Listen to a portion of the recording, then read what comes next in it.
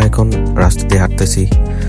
কত সুন্দর অপরূপ নিরিবিলি পরিবেশ, কোনো সমস্যা নাই, কোনো ঝামেলা নাই, কোনো কাপচাপ নাই। আমরা যাচ্ছি এখন হলুমুলের ফেরিঘাটের উদ্দেশ্যে। সামনে দেখতেছেন সাগর, এদিকে অনেকগুলি স্কুটি পার্কিং করার আছে। এখন আমরা রাস্তা পার হয়ে অপোজিট পাশে চলে যাব।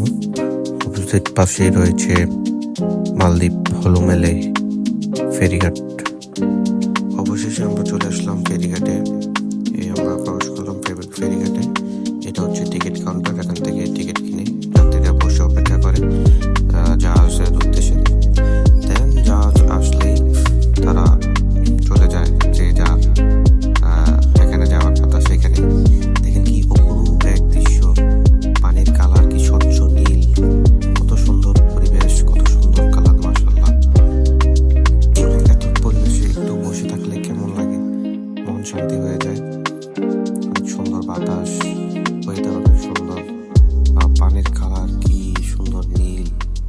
দেখুন অনেক যাত্রী তারা যাচ্ছে, তাদের সম্ভবত কোনো একটা দ্বীপে ঘুরতে যাচ্ছে পরিবার সহ। কত সুন্দর।